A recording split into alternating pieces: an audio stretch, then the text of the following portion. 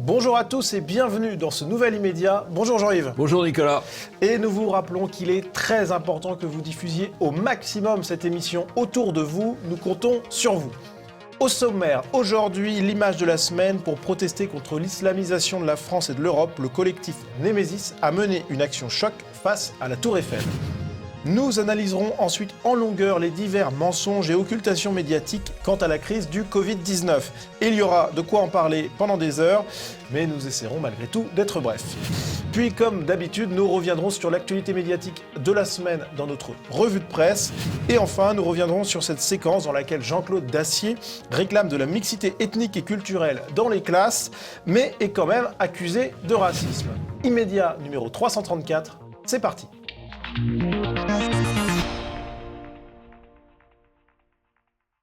Et pour commencer cette émission, eh bien, c'est l'image de la semaine. Et cette image, Jean-Yves, c'est celle de cette action du collectif Némésis, ces femmes qui défendent l'identité française et européenne face à l'immigration extra-européenne, avec une action choc. Une belle action choc, avec une image très parlante. Toutes ces jeunes femmes voilées, revêtues de niqab.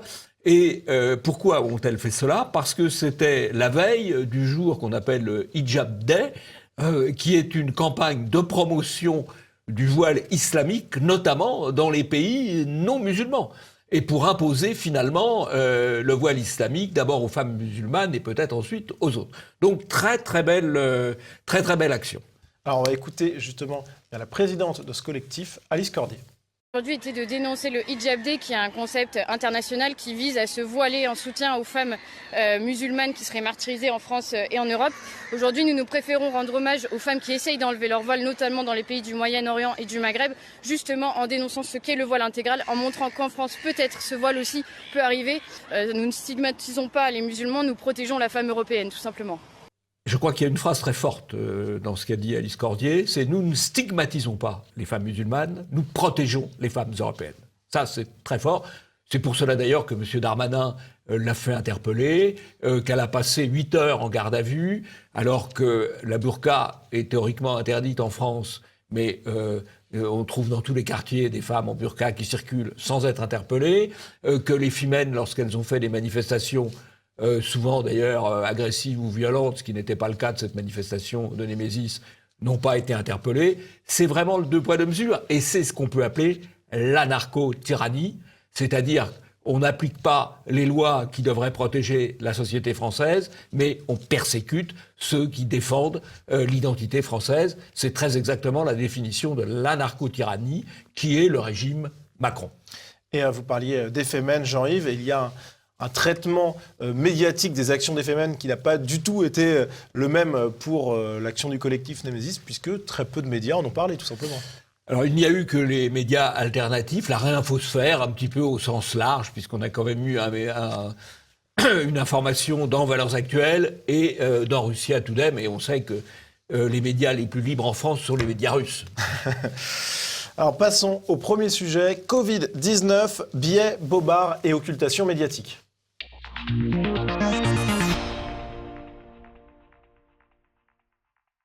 Et avant d'analyser les biais, les bobards et les occultations médiatiques qui ont été nombreuses sur cette question du Covid-19, eh bien, on va d'abord se concentrer sur l'actualité, Jean-Yves, puisque le confinement n'a pas eu lieu, le reconfinement n'a pas eu lieu, malgré la une du journal du dimanche qui annonçait un reconfinement imminent. Alors, les journaux et les journaux du pouvoir, le journal du dimanche, c'est le couple Lagardère, endetté, qui vient opportunément de recevoir 465 millions d'aides de prêts dits remboursables, mais qui ne sera jamais remboursé de l'État. Donc, ce sont les relais de pouvoir qui faisaient campagne pour le confinement, puisque le gouvernement était pour le confinement et a milité pour le confinement. Il se trouve que ça n'a pas été suffisamment convaincant pour les Français et que Macron a senti qu'il y avait quand même trop de résistance Et là-dessus, il a donné un petit coup de frein par rapport à ce qu'était la volonté du gouvernement. Bon, c'est un échec des médias d'un certain point de vue, parce qu'ils avaient bien fait le boulot pour préparer le confinement, chapeau. Parce que là, on cite le journal du dimanche, mais on aurait pu en citer beaucoup d'autres. Voilà, c'est un peu un échec des médias d'un certain point de vue. Et bien, peut-être un autre échec, c'est la question des frontières, puisque le gouvernement a annoncé la fermeture des frontières, sauf que le discours gouvernemental a bien évolué en un an. Si la question que vous me posez, c'est faut-il fermer les frontières, je vous ai répondu. Et je vous réponds non seulement au nom de la France, mais je vous réponds désormais au nom de tous les pays voisins. Et aucun de ces pays ne considère comme légitime, comme efficace, comme adapté d'envisager la fermeture des frontières à l'état actuel des choses. Donc je crois que les polémiques sont vaines. J'ai même tendance à penser qu'elles ne sont pas dignes. Nous devons aujourd'hui éviter 2 écueils, mes chers compatriotes. D'une part, le repli nationaliste. Ce virus, il n'a pas de passeport. Les frontières géographiques n'ont pas de sens quand on parle de risque épidémique. Nous avons posé la question au Conseil scientifique des frontières, comme nous avons posé toutes les autres questions. D'ailleurs, vous aurez des réponses écrites et je souhaite les rendre publiques, toujours dans un souci de transparence. Et ça, ce sera assez nouveau aussi, je peux vous le dire, dans la gestion d'une épidémie. La réponse des scientifiques, c'est scientifiquement, ça n'a pas d'intérêt. Avec le recul, cet enchaînement de vidéos est quand même assez drôle. C'est comique. Assez comique, on va dire les choses. Alors quand même, si on passe le côté comique, il y a 2 choses très intéressantes dans la dernière déclaration qu'on a reprise là de Véran. C'est qu'il explique que le Conseil scientifique publiera ses débats en toute transparence. Eh bien, pas du tout. Il n'y a pas de débat, puisqu'il n'y a pas de compte-rendu. Et quand des avocats ont demandé les comptes rendus du Conseil scientifique, on leur a dit, ce qui est de droit, on leur a dit, circulez, il n'y a pas de compte rendu. Donc, premier mensonge de Véran. Deuxièmement, alors les scientifiques, c'est, on veut imposer un dogme, on dit les scientifiques estiment que, alors là, on nous dit les scientifiques estiment que les frontières, ça n'existe pas pour le virus. Ensuite, on met le confinement, on interdit aux gens de sortir de chez soi, donc la frontière, elle est à l'intérieur de l'appartement. Mais là, on nous dit les scientifiques. Voilà. C'est le nouveau dogme religieux de dire les scientifiques, ce qui n'a pas de sens, puisque les scientifiques sont partagés et qu'il n'y a pas de vérité scientifique, il y a simplement la confrontation d'idées, si possible, selon des méthodes scientifiques, ce qui n'est pas la même chose. Et sur la question des frontières, on notera le rôle des médias aussi dans cette campagne contre les frontières il y a un an, avec par exemple Le Monde et l'Express qui parlaient d'une mesure inefficace et illusoire. Alors Jean-Yves, on va revenir ensemble sur tous les mensonges et toutes les occultations. Tous les mensonges, non, c'est impossible. Petite sélection. C'est vrai, une petite sélection, parce qu'il y aurait de quoi faire. Et on va être obligé d'être rapide et de ne pas aller au fond des choses, peut-être autant qu'il le faudrait, mais bon, il y en a tellement qu'on va essayer quand même d'en voir quelques-uns. Donc on va revenir sur ces mensonges et ces occultations médiatiques en commençant tout simplement par la question de l'origine du virus, Jean-Yves. Oui, alors l'origine du virus, il y a toujours, là c'est la démarche de réflexion qui peut y conduire, il y a l'origine. Eh bien, l'origine animale, franchissement de la barrière des espèces. Et puis, il y a l'origine, un virus qui était dans un labo, en l'occurrence à Wuhan, vraisemblablement, qui est sorti. Voilà, il y a les deux hypothèses. Alors, c'est intéressant de voir, là, vous avez pris l'exemple de France Info, mais on aurait pu prendre d'autres exemples. L'évolution de la pensée entre février de l'année dernière et janvier. D'abord, on nous dit... ce sont des rumeurs, l'idée que ça puisse sortir d'un laboratoire sont des rumeurs véhiculées par les réseaux sociaux. Oh là là là là, le complotisme. Et puis après, en novembre, on nous dit l'hypothèse que le virus se serait échappé d'un laboratoire serait-elle finalement crédible? Donc on commence à poser la question. Et puis là, on nous dit, le 31 janvier, à propos du voyage d'experts de l'OMS en Chine, que la Chine ne facilite pas l'accès à la vérité. Ce qui est, quand même, un aveu que c'est peut-être pas uniquement le pangolin, ce pauvre pangolin qui est responsable de cette affaire. Voilà, ce qui était complotiste hier devient une vérité aujourd'hui. Dans un sujet annexe, mais qui va quand même revenir dans l'actualité assez vite, ça va bientôt faire 2 ans que Notre-Dame a brûlé. On nous a dit c'est accidentel.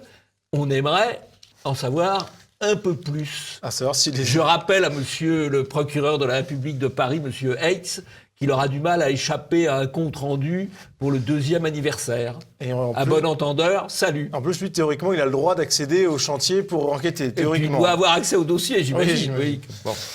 Alors, c'est peut-être l'élément le plus visible de cette crise, c'est le masque en plein air obligatoire dans de nombreuses parties du territoire, Jean-Yves. Mais quand on s'intéresse à la justification scientifique de cette mesure, bon, le moins qu'on puisse dire, c'est qu'elle est extrêmement discutable. Des spécialistes interrogés par une association de journalistes scientifiques anglais convergent tous vers une conclusion claire. Il est très improbable qu'une contamination ait lieu en plein air et le port du masque ne serait donc utile que dans des zones bondées. Et d'ailleurs, on note bien que cette conclusion logique, elle a été partagée par certains médias anglo-saxons, comme par exemple Forbes, dont le journaliste conclut. Si l'on tient compte de tous les éléments, la science suggère que vous n'avez probablement pas besoin d'un masque à l'extérieur. Du coup, on a un travail journalistique en Angleterre et chez certains médias étrangers qu'on n'a pas en France. Oui, et des médias tout à fait conformistes par ailleurs. Quoi. Mais Oui, en France, complètement. bon, il y a des sujets qu'on n'aborde pas. Bon, moi, quand je vois en forêt des gens qui ont des masques, je hurle de rire, quoi. Voilà. Bon.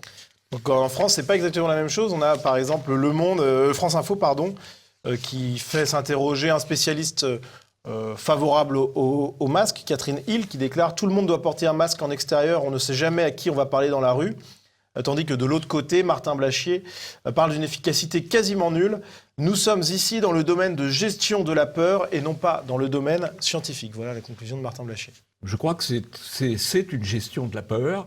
Et la peur, elle sert à la fois peut-être à lutter contre l'épidémie en multipliant, en conduisant les gens à multiplier les gestes de protection. Donc bon, elle peut être utile de ce point de vue-là. Elle est surtout utile pour domestiquer, contrôler, asservir la population. En tout cas, c'est incroyable que sur un sujet aussi clair où on voit que le masque en extérieur, globalement, ne sert pas à grand-chose, bien les médias, ils occultent totalement le débat là-dessus et finalement, on n'en parle pas plus que ça. C'est quand même étonnant. Alors Jean-Yves, on entend également parler depuis plusieurs semaines maintenant de nouveaux variants. Oui, alors déjà, le nouveau variant, c'est mieux au départ, on parlait de virus mutant pour faire peur. Je salue le travail d'ailleurs de Martial Bill, d'Élise Blaise et des équipes du journal, du JT et de TVL qui ont tout de suite employé le bon terme, à savoir le mot variant.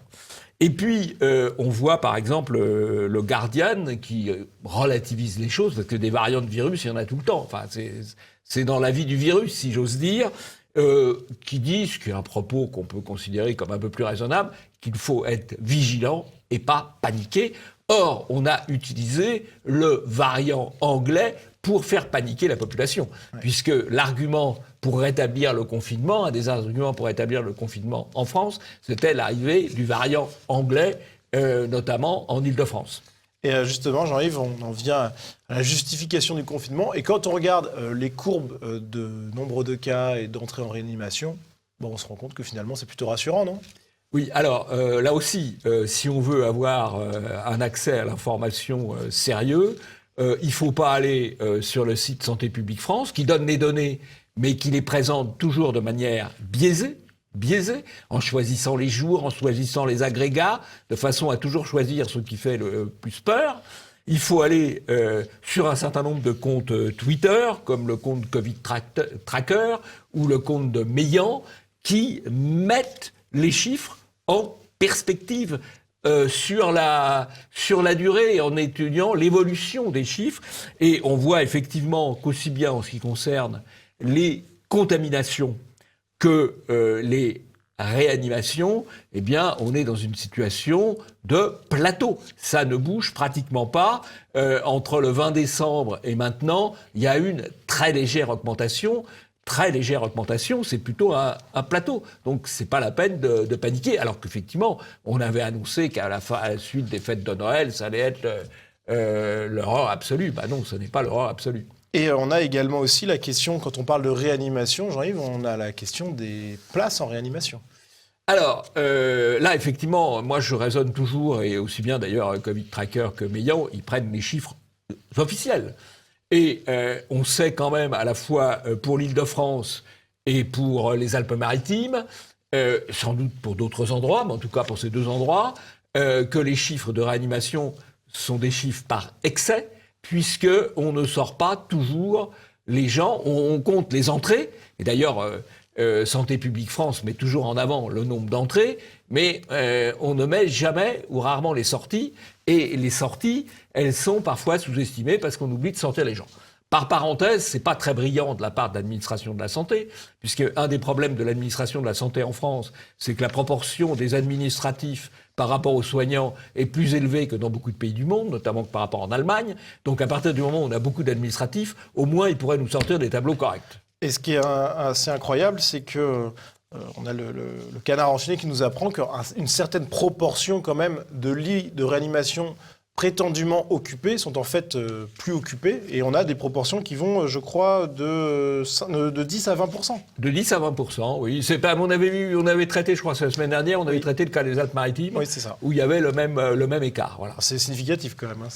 Bah oui, c'est significatif, oui. Surtout que la barre qu'a mis le gouvernement, c'est la barre à 3000. Or, il est évident qu'aujourd'hui, la barre 3000 lits de réanimation occupés. Or, aujourd'hui, on est à 3100, donc on va dire, ou 3002, donc on va dire c'est terrible. Or, il y a probablement entre 10 ou 20% de ces 3100 ou 3200 lits qui sont vides. Ouais. Et donc, on est en dessous de la barre des 3000. Évidemment, c'est moins parlant quand on veut affoler les populations. Et eh bien, il y a des gens qui sont peut-être plus dans l'affolement des populations. C'est certains experts médiatiques. On pense notamment, par exemple, Jean-Yves, au médecin généraliste, le docteur Marty, qui veut une solution coup de poing, qui veut un confinement total et au niveau européen de manière simultanée. Et on a également le professeur Pialou qui se prononce sur ce confinement. De toute façon, c'est pas que j'ai réclamé le confinement. Je pense qu'il sera inéluctable compte tenu de la dynamique du virus et des variants. Alors, en fait, je crois que là, on a affaire à des narcisses médiatiques. Et ils ont bien compris, parce qu'ils sont intelligents, c'est des narcisses intelligents, que pour passer, il faut passer un message brutal et allant dans le sens de ce que souhaitent les médias et le gouvernement. Et donc, ils en rajoutent, quoi. Voilà. Ouais. Hein. C'est la dictature en blouse blanche. Alors, autre actualité par rapport au confinement, toujours Jean-Yves, eh bien, c'est cette fameuse étude de Stanford qui a été réalisée par un grand scientifique de l'université de Stanford et qui met en doute l'efficacité du confinement, qui la nuance en tout cas, en postulant que finalement le plus important, c'est peut-être le changement des comportements au niveau individuel. Et cette étude, elle a été violemment critiquée par les médias. Oui, alors d'abord, première remarque, quand il y a eu une étude du Lancet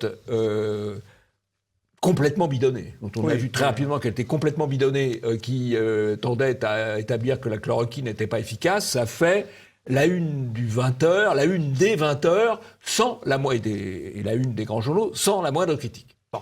Et c'était une étude grossièrement bidonnée. Là, on a une étude beaucoup plus sérieuse, qui est immédiatement, d'abord on n'en parle pas beaucoup, et quand on en parle, c'est pour la dénigrer. Alors évidemment, c'est une étude beaucoup plus sérieuse, forcément imparfaite. On nous dit, il ne compare que 10 États. 10 États, déjà, c'est beaucoup. Sachant qu'effectivement, les comparaisons sont très difficiles, parce que les États n'ont pas forcément la même structure démographique, la même population âgée, les mêmes comorbidités, donc c'est extrêmement difficile. Il y a une foule de paramètres. Bon, ceci étant, de même, certains pays ont d'autres actions que le confinement. Par exemple, la Corée du Sud, elle a mené d'autres actions que le confinement. Donc c'est difficile. Mais en tout cas, c'est la première étude un peu sérieuse qui émet des doutes sur l'efficacité du confinement. Maintenant, on attend des études qui prouveraient l'efficacité du confinement. C'est peut-être un peu plus dur à trouver. Il y en a quelques-unes qui postulent ça, mais de la même manière que celle-ci est critiquée, on pourrait les critiquer, puisque tout ce qui a trait à l'étude du Covid-19, on n'est pas dans la démarche scientifique avec 10 ans de recul, donc forcément, on est un petit peu dans l'instant et tout est imparfait des deux côtés, quoi. Donc voilà, en tout cas, ce qui est certain, c'est que l'exercice, c'est effectivement compliqué, mais on peut noter cet excellent travail de Philippe Lemoine, philosophe des sciences très actif sur Twitter, qui a publié un article sur son blog en français. Pourquoi un nouveau confinement serait une erreur ? Un article très complet et très dense, très fouillé, que je vous invite à lire, qui est vraiment intéressant. et qui postule de la même manière que finalement le plus important serait avant tout les changements individuels, qui peuvent d'ailleurs être induits par le confinement, évidemment. Mais en tout cas, Jean-Yves, on voit que dans ce papier, on a une comparaison, pour illustrer cet article, la différence entre Suède et les pays de l'Union européenne, et qui nous montre qu'à l'international, on n'a pas de réponse précise non plus, mais bon. C'est très intéressant parce que la Suède n'a pas confiné, et même quand on a annoncé quelques mesures restrictives, parce que c'est vrai qu'il ça n'avait rien à voir, bien sûr, ça n'avait rien à voir avec le confinement. Or, la courbe des morts correspond, par million d'habitants évidemment, ramenée à la population, correspond exactement à celle de l'ensemble des pays de l'Union européenne. Ceux qui ont pratiquement tous pratiqué le confinement à un moment ou à un autre, ce qui, à minima, amène à être un peu sceptique sur l'efficacité du confinement. Tant plus qu'on compare avec tous les pays de l'Union européenne. Hein. Donc il y a des pays qui ont des comportements sociaux peut-être différents des Suédois, mais il y en a d'autres qui ont des comportements assez voisins des Suédois. Et on pourrait aussi prendre l'exemple de l'Espagne, Jean-Yves. Alors l'Espagne, où on voit que la courbe des morts chute sans confinement. Oui, parce qu'ils ont levé le confinement. Donc en fait, on voit d'ailleurs dans les différents pays des courbes qui montent, qui redescendent. Alors ça se déplace d'un pays à l'autre, c'est pas au même moment, mais les courbes finalement ont tendance à se ressembler. L'épidémie progresse et puis elle régresse sans doute assez naturellement quand les gens qu'elle touche sont déjà s'auto-immunisent en quelque sorte, ou sont de fait peu réceptifs au virus. Et on a également à noter l'Italie qui réouvre restaurants, musées, alors avec des aménagements bien entendu, mais qui réouvre quasiment l'ensemble de son activité. Donc c'est intéressant. Et surtout, quand on a des critiques de cette étude, ce qui est vraiment hallucinant, c'est que on nous parle de démarches scientifiques, etc. Mais quand le gouvernement décide du confinement ou non, il ne s'appuie absolument pas sur une analyse coût-avantage de cette question de l'impact économique, de l'impact social, etc. Donc c'est assez incroyable. Et d'ailleurs, j'en profite pour faire un peu de publicité, mais on en parlera de ce sujet avec Philippe Lemoine, d'ailleurs, dans l'émission Les Dessous de la Science sur TV Liberté, qui sort demain, ce vendredi. Voilà. Donc voilà, mais Jean-Yves, voilà, il y a des conséquences qui ne sont pas prises en compte par les gouvernants. Y compris d'ailleurs des conséquences médicales. Oui, complètement. Il y a des conséquences psychologiques pour les enfants, notamment. On va écouter Pauline Chaste de l'hôpital Necker. Le climat anxiogène et probablement aussi les confinements successifs augmentent le niveau d'anxiété et augmentent le caractère, la sévérité des pathologies des enfants. Ils se présentent souvent avec des symptômes plus sévères et c'est pour ça probablement qu'on rencontre plus de tentatives de suicide alors qu'habituellement on peut rencontrer des enfants qui peuvent avoir des idées suicidaires sans forcément passer à l'acte.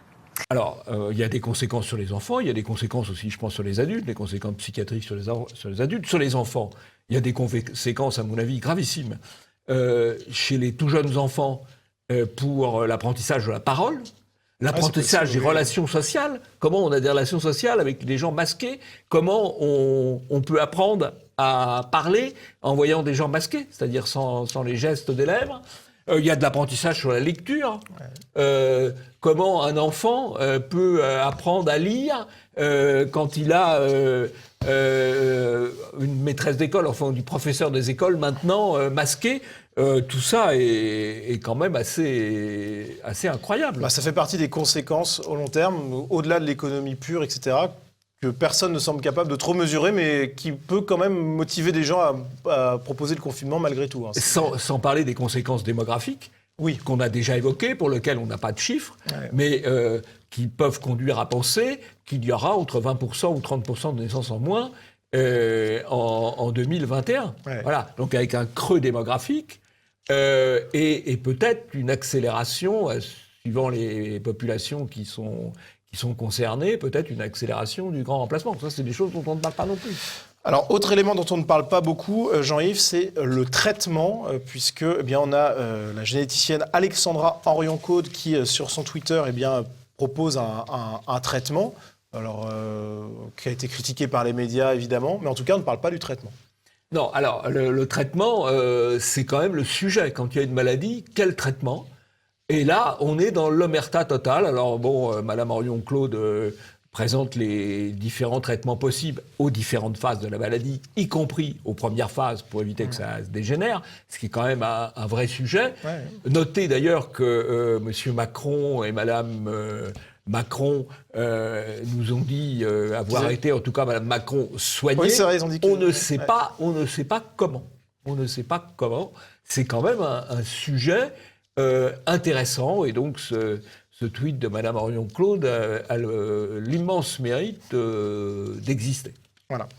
Et on a également, quand on parle des manipulations médiatiques, Jean-Yves, eh bien, ce titre de l'AFP, repris ici par BFM, Autriche, 10 000 personnes, dont des néo-nazis, manifestent contre le confinement.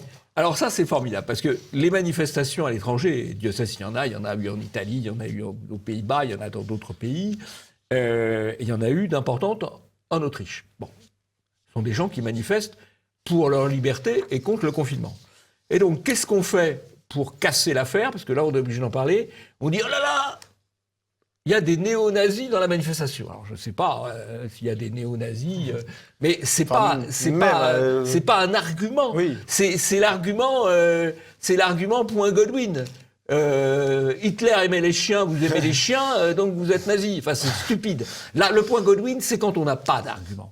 Et donc, on n'a pas d'argument. Au lieu de dire, bah voilà, il y a un certain nombre de gens qui manifestent en Autriche contre ce confinement, qui trouvent injustifié, on dit, oh là là, attention, là, on a trouvé, ou on a imaginé 2 ou 3 néo-nazis, peut-être d'ailleurs que c'est des policiers infiltrés qui sont venus avec des drapeaux, on ne sait pas. Bon, en tout cas, voilà, ça fait le grand titre, et du coup, ça permet aux médias de... Il n'y a même pas de drapeau. Je vois, sur l'image, je vois des drapeaux autrichiens, ce qui, à ma connaissance, n'est pas un drapeau nazi, puisque l'Autriche était un pays indépendant, avec son drapeau avant l'Anschluss de 1938. Bon, en tout cas, c'est assez incroyable. Et dernière actualité par rapport à cette question du Covid, pour clore un peu ce chapitre, un petit peu de légèreté ou pas d'ailleurs, la question des restaurants, avec notamment ces magistrats verbalisés dans un restaurant à Paris, Jean-Yves. Oui, alors moi personnellement, je ne suis pas absolument scandalisé que des gens se retrouvent dans un restaurant à côté de leur travail. Bon, alors évidemment, comme c'est des magistrats, ça fait un peu de scandale. Le président de la Cour d'appel de Paris a dit « Attention, ce ne sont pas des magistrats de l'ordre judiciaire » pour protéger ces troupes de cette turpitude terrible. D'où venaient-ils, ces magistrats? Alors, figurez-vous que ce sont des magistrats immigrationnistes. Ah. Oui, des magistrats de la Cour nationale du droit d'asile. Alors, en gros, on fait simple, mais dans la Cour nationale du droit d'asile, c'est des chambres de 3 personnes. L'une est nommée par le Conseil d'État, donc elle est immigrationniste, et l'autre est nommée par la Commission des réfugiés des Nations Unies, donc elle est immigrationniste.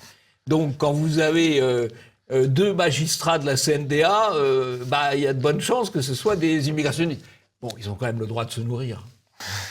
Et ce qui est intéressant sur cette question des restaurants, c'est qu'évidemment, ça crée la polémique de savoir que certains endroits peuvent ouvrir, d'autres pas. Et on va le voir notamment avec Nicolas Dupont-Aignan dans l'émission Le Samedi Politique d'Élise Blaise. Le restaurant de l'Assemblée est ouvert, la buvette du Sénat est ouverte, mais les restaurants qui ont pris des précautions sont interdits. Le restaurant de l'Assemblée nationale est ouvert avec les mesures de précaution rigoureuses. On n'a pas le droit de manger en face de quelqu'un, on doit être en quinconce, pas le droit de plus de 2. Pourquoi ce qui est fait pour les parlementaires n'est pas fait pour les Français? Mais comment accepter cela? Je vous assure, quand je suis rentré dans le restaurant de l'Assemblée, je me suis dit, mais c'est incroyable. Nous, on a le droit et les Français n'ont pas le droit. Et alors, ce qui est curieux, c'est que j'ai entendu sur Internet, des gens m'ont dit, oui, il faut l'interdire pour les parlementaires, c'est scandaleux. Mais non, il faut l'autoriser pour les Français. Oui, Dupont-Aignan a parfaitement raison, c'est le bon sens ce qu'il dit, mais moi j'irais même plus loin, parce qu'au fond, le restaurant de l'Assemblée, le buvette c'est peut-être un peu différent, mais le restaurant de l'Assemblée, c'est un restaurant, c'est une cantine d'entreprise. Or, les cantines d'entreprise, elles continuent de fonctionner. C'est-à-dire que les grandes sociétés de services qui livrent des repas aux cantines d'entreprise, elles continuent de se développer pendant que les petits restaurants sont fermés.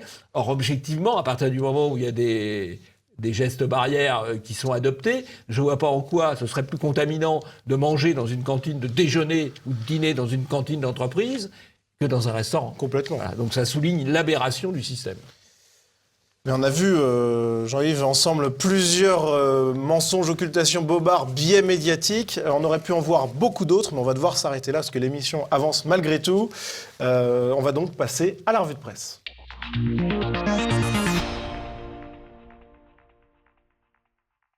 Et pour entamer cette revue de presse, eh bien, on se tourne vers un succès de mobilisation populaire, la mobilisation « Marchons aux enfants » contre la loi bioéthique. On note par exemple ce tweet de Gabriel Cluzel de Boulevard Voltaire. Manif dans 60 villes de France à l'appel du collectif « Marchons enfants ». Pour être franche, je m'attendais à voir peu de monde compte tenu du temps et du contexte, mais non, étonnante mobilisation, frappant comme d'habitude par sa jeunesse. Donc j'arrive plutôt un succès. Plutôt un succès que le Monde a immédiatement dénigré, parce qu'au lieu de traiter le succès, on va chercher quelques enfants qui ont grandi, qui avaient défilé en 2013 ou 2014, et on leur fait dénoncer les parents. C'est une bonne méthode maoïste, mais ou soviétique d'ailleurs. En venant du Monde, c'est pas... Tout régime, mais bon, il faut dire que le Monde est dans les mains de l'extrême gauche, donc c'est tout à fait logique. On pourrait faire ça sur absolument n'importe quelle manifestation. Je veux dire, il y a des gens engagés à gauche dont les enfants vont ensuite virer à droite. Bon, c'est la vie, quoi, voilà. Mais un petit crachat, un petit glavio d'extrême gauche dans le Monde. Alors, autre actualité, eh bien, c'est le Twitter, le réseau social Twitter, qui a suspendu le compte du média catholique américain Daily Citizen, qui avait écrit à propos de la nomination, là où on ne sait pas exactement, on va dire la secrétaire adjointe à la santé de Joe Biden, qui était donc initialement un homme et qui s'identifie comme femme. Et donc le tweet déclarait qu'il s'agissait d'une femme transgenre, c'est-à-dire un homme qui croit qu'il est une femme. Ah oui, il faut censurer ça. Alors là, oui. Maîtrise de l'antenne. Non, mais c'est quand même incroyable, la censure sur Twitter, c'est... c'est fou. C'est vraiment hallucinant. Et toujours sur cette question un petit peu de l'identification au genre, on a cette France Culture qui a publié une émission Instinct parental, mais où se cache-t-il donc? Avec ce texte pour accompagner la présentation de l'émission. Si anatomiquement les cerveaux masculins et féminins sont identiques, comment expliquer les différences comportementales? Puisque le cerveau chez la femme et l'homme est strictement semblable, où se cache cet instinct parental? Oui, c'est le bourrage de crâne habituel de France Culture qui prétend qu'un homme et une femme, c'est semblable. Mais vous allez vous intéresser au sujet, je crois, Nicolas. Oui, effectivement. Petit instant réclame encore, mais oui, demain paraîtra sur la chaîne YouTube de TV Liberté. Donc ce vendredi, le deuxième numéro de l'émission Les Dessous de la Science, qui sera consacré notamment à la question des différences entre les hommes et les femmes, des différences et des complémentarités. Et on reviendra en longueur sur la question des différences de cerveau, puisque cerveau masculin et féminin sont très significativement différents. Et ça ne fait d'ailleurs pas débat, sauf à France Culture a priori, mais on y reviendra, donc comme ça... À France Cancel Culture peut-être. Peut-être, et on leur enverra peut-être le lien pour qu'ils se cultivent un peu. Et en tout cas, moi je vous recommande vivement, chers amis, de regarder l'émission Pour la Science, parce que le premier opus qui était consacré à l'énergie était très intéressant, très vivant, très instructif, et donc je pense que demain ce sera aussi très bien sur la différence homme-femme. Bon, vous allez me faire rougir, Jean-Yves.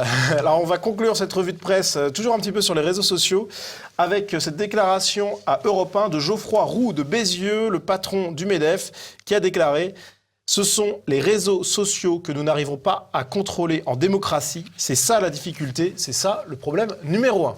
Alors, on a vu d'ailleurs dans le cours de cette émission à quel point les réseaux sociaux et Twitter étaient utiles pour des vraies informations sur le Covid. Bon, c'est peut-être pour ça, effectivement, qu'on veut les supprimer. Alors, ce pauvre Roux de Bézieux, il est quand même le champion de ce genre de déclaration. Bon, ça rappelle un peu Barbier. Internet, on doit pouvoir le contrôler. La Chine y arrive bien. D'ailleurs, ça commence à être le cas aussi ici. Donc, c'est une importation du modèle chinois ou du modèle américain, puisque on a aussi censuré le président des États-Unis, qui reste même aujourd'hui qu'il n'est plus à la Maison-Blanche, la principale ou l'une des principales personnalités politiques des États-Unis. Donc, c'est un coup d'État qui a eu lieu. Apparemment, M. Bézieux trouve ça très bien. Bien, on va passer au deuxième sujet de cette émission, le dérapage de Jean-Claude Dacier sur CNews.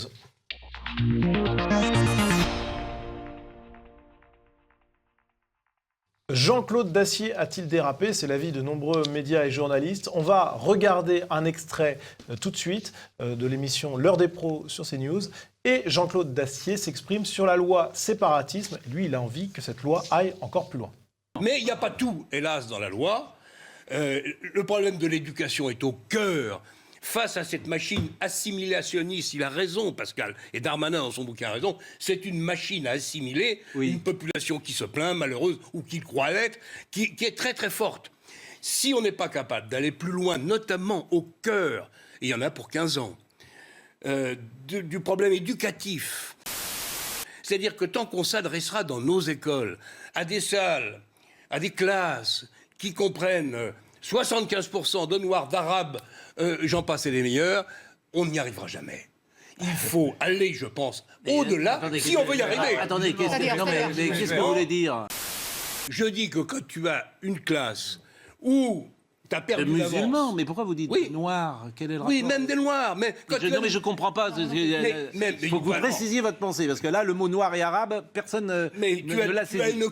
Tu as des communautés, avec une communauté probablement musulmane majoritaire. Quand tu as face à ça un prof, et Simon Paty en est là, sa démonstration d'une cruauté exemplaire, si on ne va pas notamment plus loin dans ce domaine-là, et qu'on n'organise pas la mixité, on n'aura aucun résultat. D'accord. C'est ce que je veux dire. Sur 75% de musulmans dans une classe. C'est-à-dire une population. Voilà. Et donc, c'est ce que disaient parfois des profs, c'est-à-dire qu'on a... on n'y arrive pas. Alors, il y a deux choses intéressantes. Il y a d'abord le fait que M. Pro, il essaye la maîtrise de l'antenne. Ouais. Puisque la loi sur le séparatisme, elle pose quand même principalement la question de l'islam, même si on ne le dit pas. Et donc, Dacier dit les Noirs et les Arabes. Donc, Pro, il fait la maîtrise de l'antenne pour éviter de se faire taper sur les doigts par le CSA. Bon. La réalité, c'est qu'il y a des écoles où il n'y a pas 75%. Il y a des écoles où il y a 95%, voire 98%. Allez, je reprends les expressions de Noirs et d'Arabes qui, quoi qu'on en dise, viennent d'origines et de cultures différentes de la nôtre. Et donc, c'est sûr que l'assimilation, elle ne peut pas se faire. C'est comme ça. Voilà. Ah, il a dit des choses. Vous avez dit dérapage. C'est pas un dérapage. Ouais. Il a donné des faits. Voilà. Oui, non, mais c'est le dérapage, c'est le vocabulaire médiatique. Voilà. Hein. On a les médias qui sont le vocabulaire diabolisant des médias. Exactement. Et on a de nombreux journalistes aussi qui l'ont critiqué. On a par exemple Jean-Michel Apathy. Oh là là. Donc voilà, qui parle de quelque chose d'effrayant. Dimitri Lours, qui est journaliste au Télégramme, qui demande même à ce qu'on ferme cette chaîne de tarés bordel. Hein, ce sont ses mots en parlant de CNews, donc après ce qu'il qualifie de dérapage. On a une journaliste de Paris Match, un autre de France Info. Bref, tout le monde s'énerve contre eux. Finalement, ce qu'il faut quand même rappeler, c'est que c'est juste une demande de mixité ethnique et culturelle, en fait, à la base. Hein. Oui, absolument. Oui, tout à fait. Oui. C'est ce qu'on appelait aux États-Unis, dans les années 60, le buzzing. On prenait des enfants dans les quartiers blancs pour les emmener dans des écoles noires et des enfants noirs pour les emmener dans des quartiers blancs. Quand on voit l'état des États-Unis aujourd'hui, on n'est pas absolument persuadé que ce soit une idée géniale. En tout cas, donc Jean-Claude Dacier a été accusé de racisme pour avoir demandé plus de mixité ethnique. Et surtout qu'on voit que finalement, ce n'est pas le seul à en demander, Jean-Yves, puisque, par exemple, à Créteil, des mamans demandent la mixité scolaire. Et on a Salika Amara, une de ces mères de famille, qui déclare « Nous voulons du blanc dans nos établissements ». Du blanc. Donc c'est ça, par contre, c'est pas un dérapage. Hein. Et pareil, Libération, qui titre, reportage, en classe, on voudrait des petits blonds avec nos enfants. Donc, oui, mais le problème, c'est que jusqu'ici, en France encore, les gens ont le choix de leur lieu d'habitation. Et donc, pourquoi il n'y a plus que des enfants, je reprends l'expression de Dacier, noirs et arabes dans certains quartiers, c'est parce que les blancs qui y habitaient en sont partis, parce qu'ils y trouvaient la vie insupportable. Voilà, c'est comme ça. C'est tout à fait regrettable, parce que s'ils y avaient trouvé la vie supportable, ils y seraient restés. Et on aurait la fameuse mixité. Vivre ensemble. Voilà, il faut remonter aux causes un peu et pas se laisser intoxiquer, intimider, diaboliser. On fait confiance à nos spectateurs pour ne pas se laisser intoxiquer. Ça va être la fin de cette émission. Jean-Yves, vous avez un coup de chapeau. Le coup de chapeau habituel tous les 2 mois à Éléments, qui est une très très belle revue, bourrée d'articles intéressants, de fond. Il y a les les très beaux articles de Bousquet, et puis il y a le dossier cette année, ce numéro, le dossier, c'est l'animal est-il une personne ? Voilà, avec un débat, les points de vue d'Yves Christen, d'Alain de Benoît, et même une interview de Marine Le Pen sur les chats. Ça, c'est la partie plus festive. Il y a aussi l'affaire Duhamel, qui est ramenée dans son contexte, c'est-à-dire le contexte de la gauche morale issue de mai 68. Il y a ensuite l'interrogation d'un grand penseur américain sur la critique du libéralisme. C'est vraiment un numéro à lire de bout en bout. Il y a aussi une interview de l'ancien patron d'EDF, Henri Proglio, qui évoque d'ailleurs son passage dans ses jeunes années au Grèce, quand les colloques du Grèce avaient lieu à HEC. Voilà, fermons la parenthèse. En tout cas, le conseil de lecture est partagé auprès de nos auditeurs. Merci à vous d'avoir suivi cette émission. Et Jean-Yves, on se retrouve la semaine prochaine. À la semaine prochaine.